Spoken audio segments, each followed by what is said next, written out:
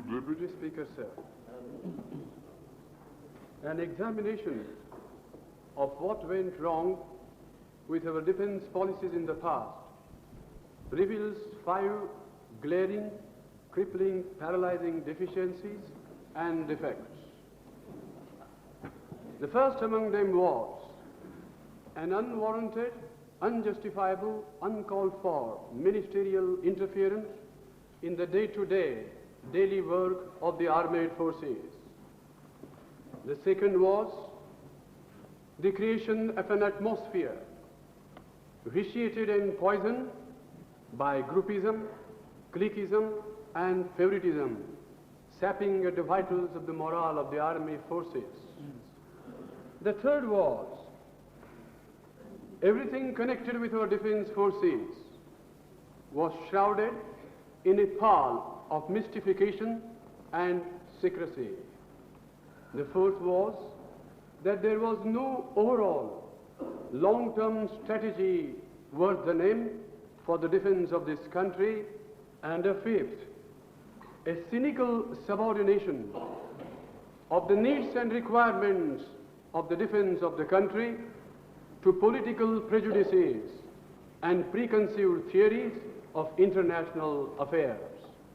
Now, I do not want to go into a post-mortem or an autopsy of all that went wrong, because practically everything went wrong with the defense of this country.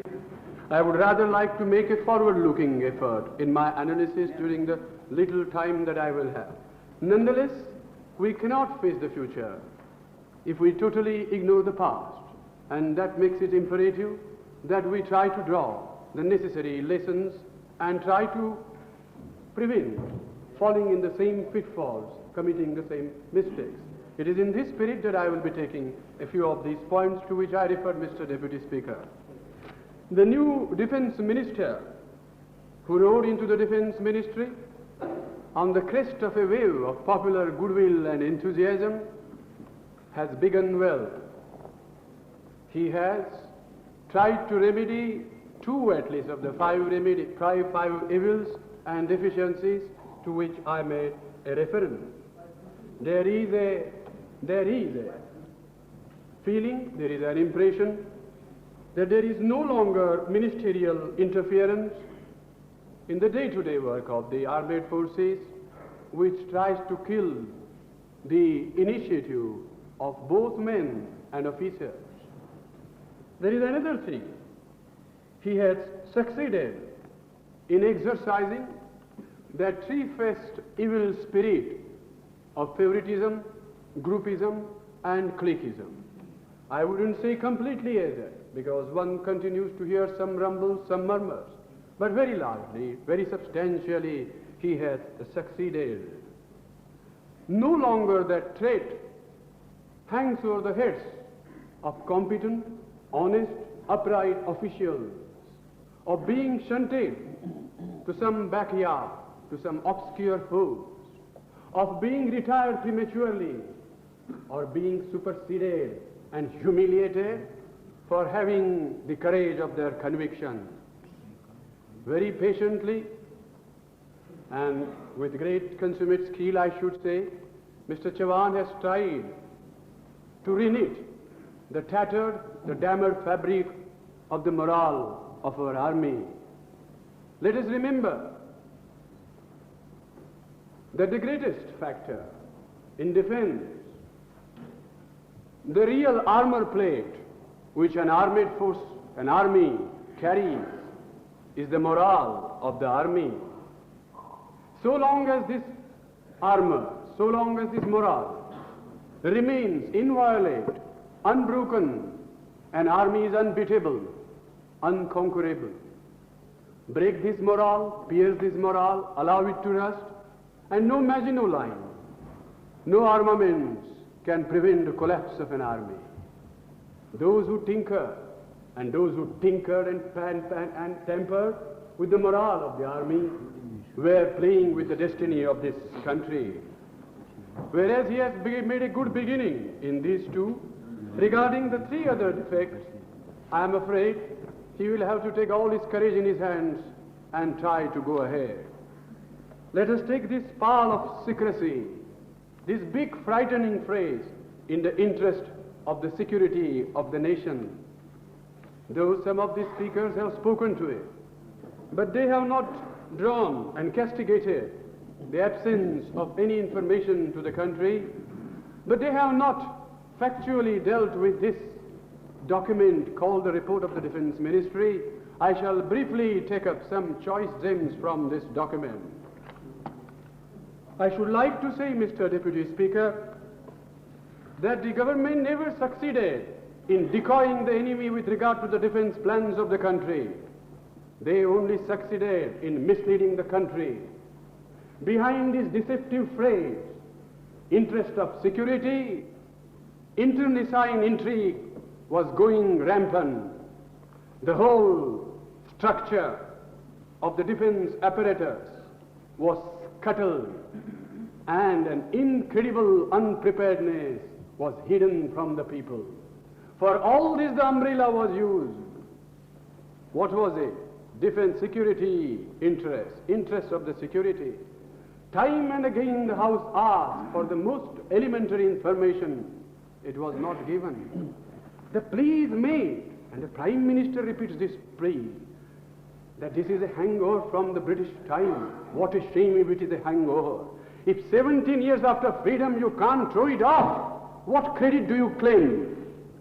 And the British naturally, of course, didn't want to tell you how they were defending this country. Because if we knew how we were defending this country, we would have known how to throw the British off. But is that the practice of the British in their country? I have the latest report placed by the Right Honourable Peter Thornycroft on the table of the House. I should like the Honourable Defence Minister to have a look at it. Here is a document.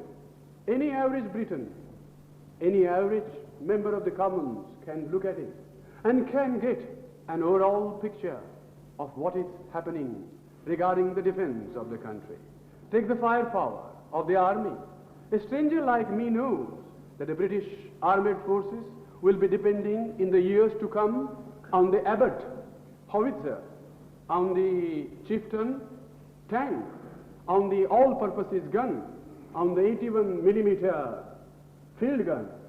I know what is the anti-tank missile they have got from Italy called Malcara, and I know how Gustav Adolf anti-tank gun is the main gun that they have got from Sweden. It is there.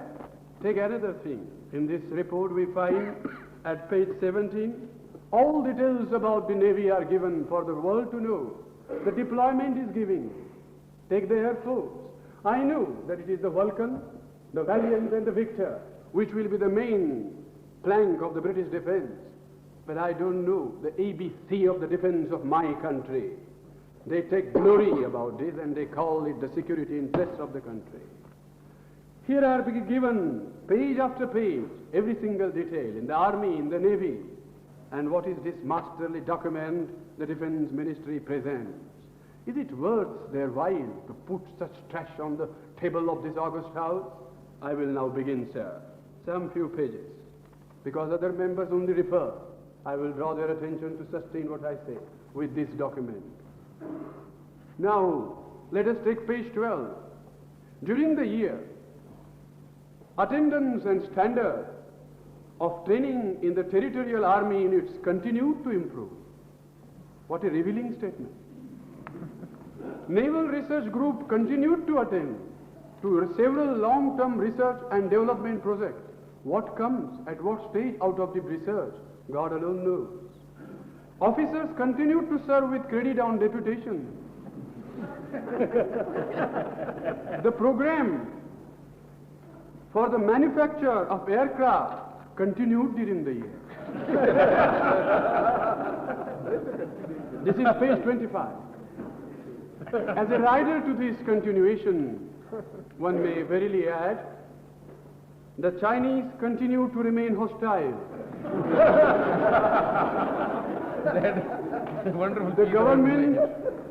The government continues to guess how very hostile they are.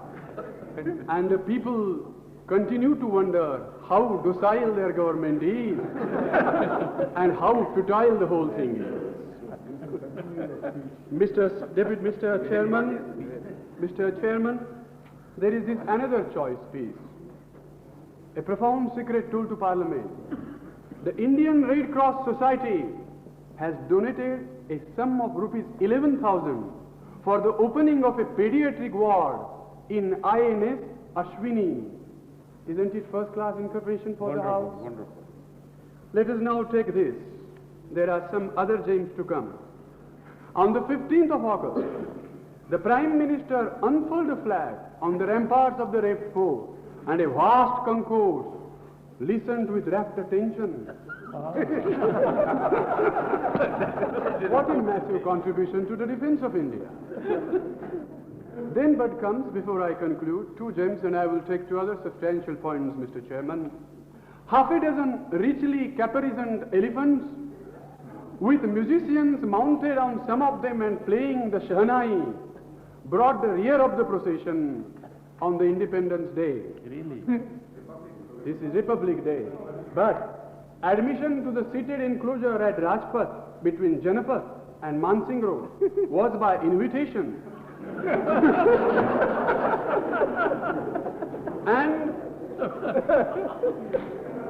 and the arrangements were this year decentralized.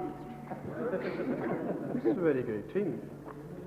Also, I will be confusing. Is this worth your while to waste the taxpayers' money on producing such monumental works like this report? I would like those who are concerned with the defense of this country, and Sichuan in particular. There is nothing else, madam. I have studied it from A to Z. Mr. Chairman, Mr. Chairman, I hope that something new will have to be begun, like the economic survey which gives.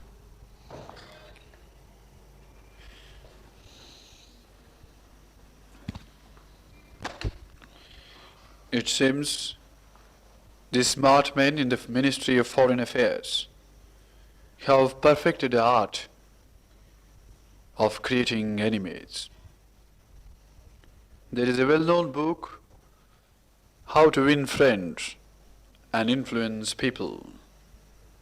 I should like to advise that the Ministry of External Affairs consider the desirability, the possibility of bringing out a brochure called How to Lose Friends, How to Make Enemies.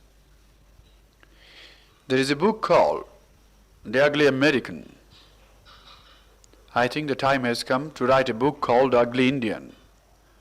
Such is the picture of the Indian diplomat in the countries which are our immediate neighbors.